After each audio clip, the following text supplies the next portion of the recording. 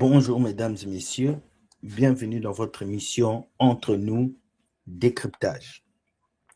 Ici, nous décryptons toutes les vidéos que vous nous envoyez, que ça puisse être des vrais comme des faux pasteurs, et cela nous fait un grand plaisir de pouvoir vous expliquer.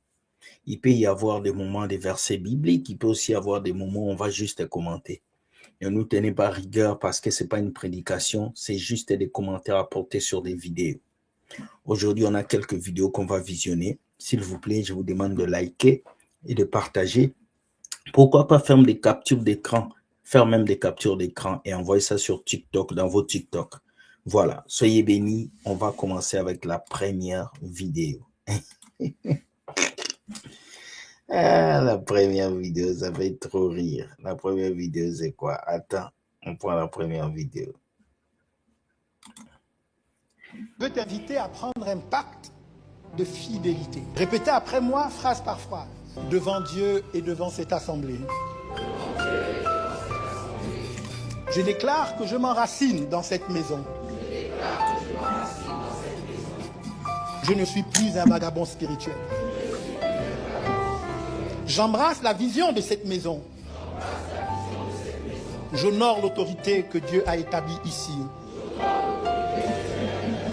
Je sers avec un cœur de fils, de fille. Pas d'orphelin. Ma maison, ma vision, mon Père.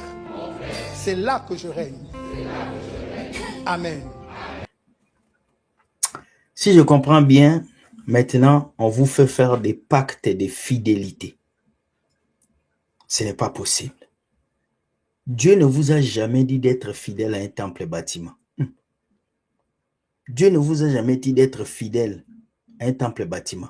Dieu vous a dit d'être fidèle à lui. La preuve en est que Jésus n'a jamais laissé une église bâtiment.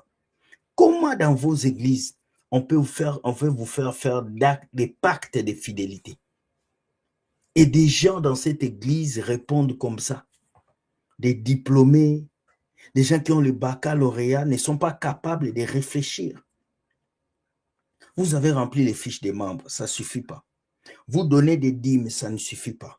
Vous donnez des offrandes, ça ne suffit pas. Comme ils savent que leurs églises sont en train de partir, ils vont vous sceller avec les pactes de fidélité. Est-ce que vous savez ce que ça veut dire un pacte?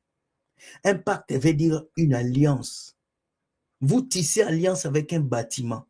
Vous tissez alliance avec un homme. On va écouter le message et je vais couper de temps en temps. Je veux t'inviter à prendre un pacte de fidélité. Répétez après moi, phrase par phrase, devant Dieu et devant cette assemblée. Là où il vous met en témoin devant Dieu et devant l'assemblée. Ça veut dire que vous êtes devant même les esprits. Celui qui va dire non à ces pactes, ne soyez pas étonnés que le jour où vous quittez cette église, vous tombez malade. Ne soyez pas étonnés le jour où vous quittez cette église, vous pouvez même mourir. Voilà ce qui arrive à plusieurs chrétiens. Vous répétez des choses sans les savoir, alors que la Bible dit, la vie et la mort sont au pouvoir de la langue. Triste. Est-ce que vous devez être attaché à un bâtiment? Là, on vous attache avec une alliance de fidélité. À qui? À un homme, à un bâtiment. Donc, si cet homme est franc-maçon, vous serez des francs-maçons. Et l'église.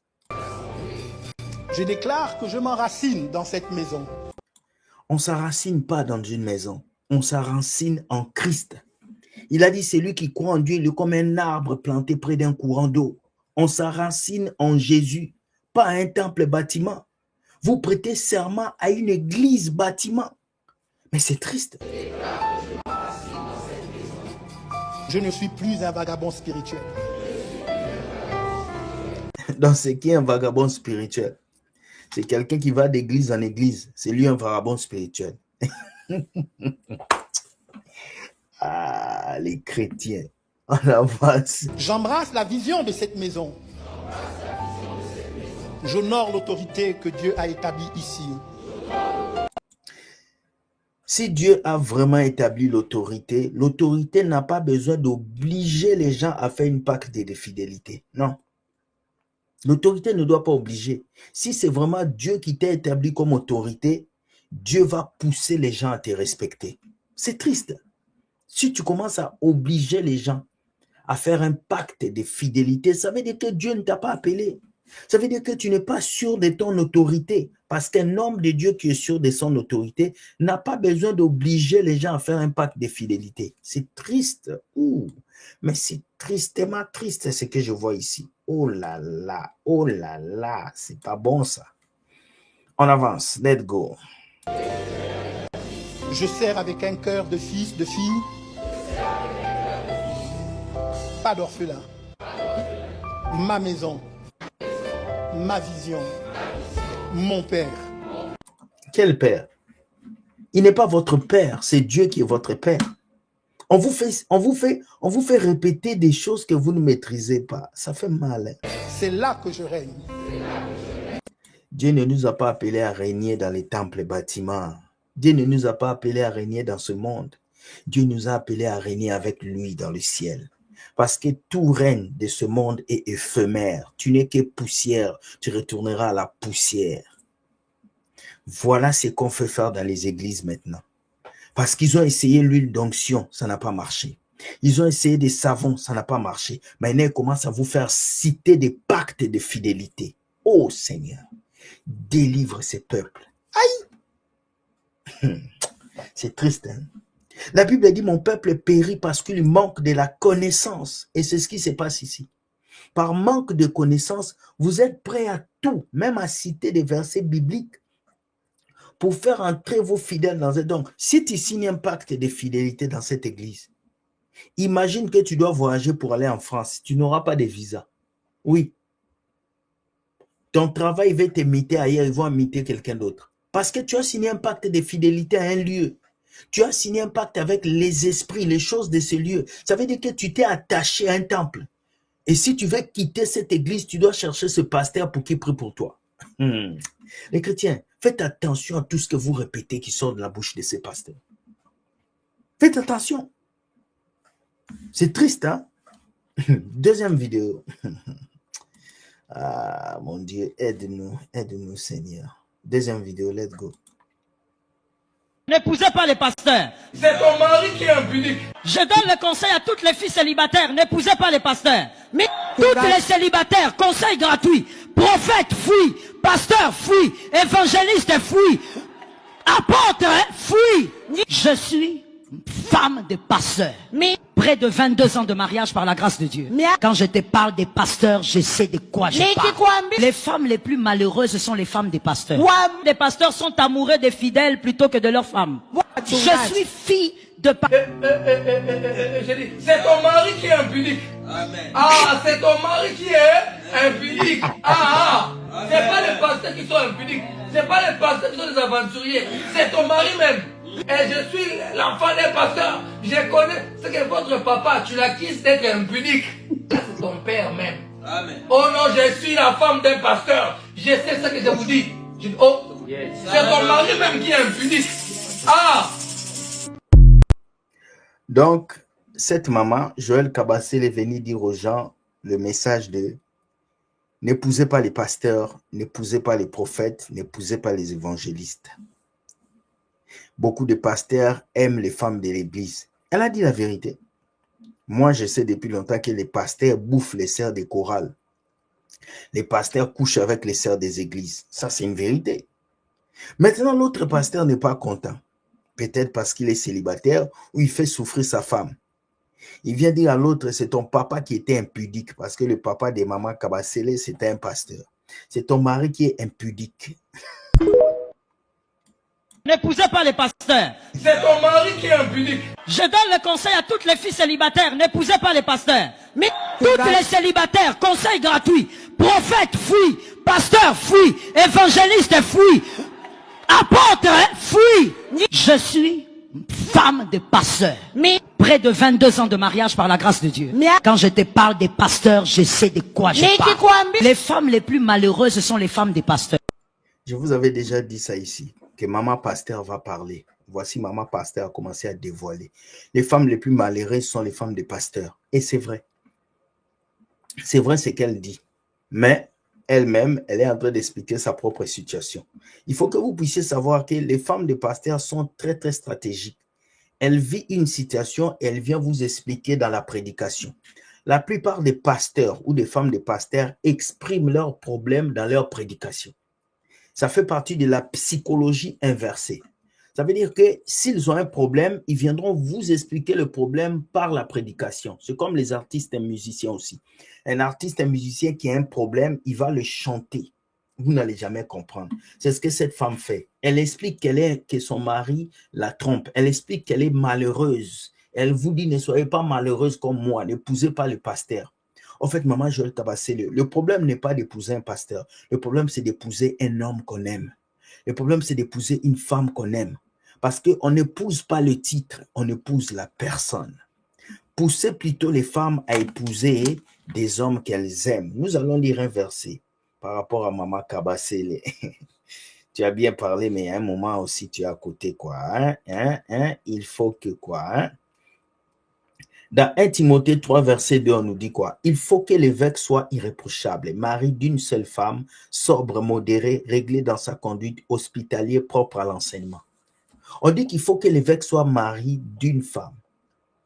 Vous ne pouvez pas interdire les filles d'épouser les pasteurs parce que la Bible exige que les pasteurs soient mariés.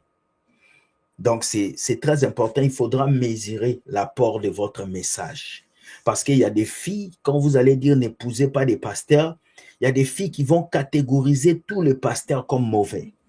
Donc, il y a des couples qui vont te disloquer. Il y a des relations qui vont se couper parce que tu les as dit de ne pas épouser les pasteurs.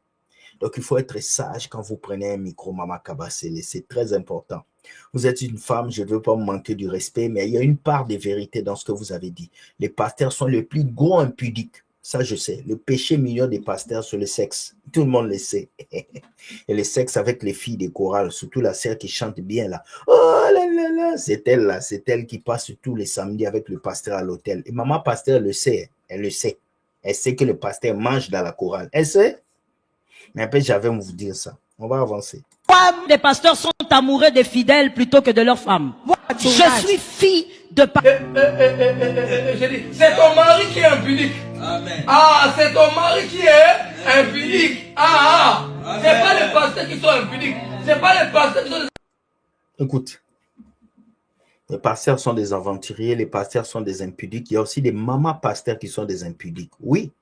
Moi, je me suis fait draguer par plusieurs mamans pasteurs. Oui.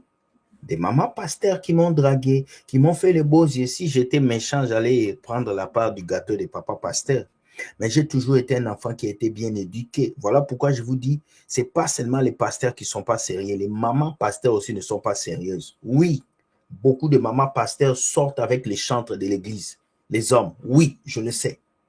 Donc, les amis, ce n'est pas faux ce qui se passe ici. Ils sont juste en train de se dévoiler. Dévoilez-vous. Ça fait du bien. Vous êtes en train de faire sortir vos secrets. Et j'aime ça parce que nous n'aurons plus besoin de vous dénoncer. Vous vous dénoncez vous-même. Et c'est une bonne chose. C'est ton mari même. Et je suis l'enfant des pasteurs. Je connais ce que votre papa, tu l'acquises d'être impudique. Là, c'est ton père même. Amen. Oh non, je suis la femme d'un pasteur. Je sais ce que je vous dis. Je dis, oh, c'est ton mari même qui est impudique. Voilà les amis, voilà les contradictions des églises bâtiments. Voilà, les gens s'insultent, les gens se méprisent, les gens se disent des choses. Voilà les églises où vous allez. Voilà. Donc, c'est ton mari qui est infidèle, tous les pasteurs sont infidèles. Voici les propos des gens que vous appelez des pasteurs, des gens à qui vous appelez maman pasteur, daddy. Ça fait mal, hein? Ça fait très mal. On va écouter la dernière et puis on va partir. Il y a tant de chrétiens qui tombent dans un piège spirituel sans même s'en rendre compte. Et peut-être que toi aussi, tu y es déjà tombé. Ce piège ne ressemble pas à une attaque démoniaque évidente, n'arrive pas avec des cris, des possessions, des démons qui se manifestent. Non, il est beaucoup plus subtil et donc beaucoup plus dangereux. Parce qu'au lieu de t'effrayer, il t'endort. Au lieu de t'oppresser, il te caresse. Au lieu de te repousser, il te séduit. Ce piège, on appelle ça le christianisme confortable. Et laisse-moi... Le christianisme confortable. Oui, c'est vrai que beaucoup de chrétiens sont confortables aujourd'hui. Les églises sont climatisées, il y a des jets de lumière, les chaises sont en cuir, tout est beau, quoi. C'est ça, en fait. C'est ce qu'il explique. Nous sommes tellement confortables dans notre acceptation du Christ que nous ne voyons plus les épreuves et nous refusons de souffrir au nom de Jésus. C'est trop bon ce qu'il On va te dire une chose, le confort spirituel est peut-être une des plus grandes armes de Satan aujourd'hui dans le monde occidental. Oui, dans le monde occidental. Le diable n'attaque plus comme avant. Le diable te laisse être à l'aise dans la vie. Parce qu'on te paye bien, tu roules une belle voiture, tu es marié, tu as une belle maison, tu penses que le diable n'est pas là. Non, tu ne pries plus, tu n'as pas d'attaque. Non, il est toujours là. Mais sauf qu'il a créé un confort. Et ce confort-là, tu penses que Dieu est avec toi, alors que Dieu n'est pas avec toi. Tu es en train de te détruire toi-même à travers les choses. C'est fou, c'est fou. Et le diable est très rusé. Alors dans cette vidéo, on va exposer ce mensonge. On va voir ce que la Bible dit et surtout on va découvrir comment en sortir pour devenir ou redevenir les disciples en feu pour Jésus-Christ. C'est parti. Voilà, au fait, on arrête ça ici, le confort spirituel. Allez voir sa chaîne, je ne sais pas, il s'appelle comment. Mais je voulais juste préciser sur ce point-là, le confort spirituel. Beaucoup de gens sont dans ça. Et je dis toujours aux gens, faites attention lorsque vous devenez confortable dans votre spiritualité. Ce n'est pas normal. Dans votre spiritualité, il doit y avoir des hauts et des bas. C'est très important. Un enfant de Dieu n'est pas seulement comme ça. Tu tombes, tu te relèves. C'est comme ça que Dieu te donne la force de pouvoir dominer, avoir la capacité. Voilà la vidéo d'aujourd'hui, les amis. On a fait 3 vidéos. Dites-moi ce que vous pensez de ça. Et je ferai mon plaisir de vous répondre, mes chers amis. Écoutez, like et partage. Ce soir, on n'a pas de live. Ce soir, il n'y a pas de live. J'ai beaucoup de choses à faire. On se revoit le lundi avec un invité spécial et le mercredi avec un invité spécial et le vendredi. Donc, toutes ces 3 semaines, il y aura des lives d'invités parce qu'on va multiplier les invitations. Nous voulons écouter les autres et c'est important de voir le potentiel qui se cache dans les autres. Tu sais ce que tu dois faire. Like et partage. Si tu as aimé la vidéo, c'est bien. Si tu n'as pas aimé aussi, commente. Mais avec un commentaire très respectueux, je ferai de mon mieux pour te lire. Je vous dis Dieu gagne toujours. Bonne journée et soyez bénis quand même. Hein? C'est la fin de l'année. Soyez prudents, que Dieu vous protège. Soyez responsables. Bye bye. Et la nuit des traversées n'est pas pour vous. Vous avez déjà traversé. Jésus est dans vos cœurs. Ciao, ciao. Je vous aime. Dieu gagne toujours.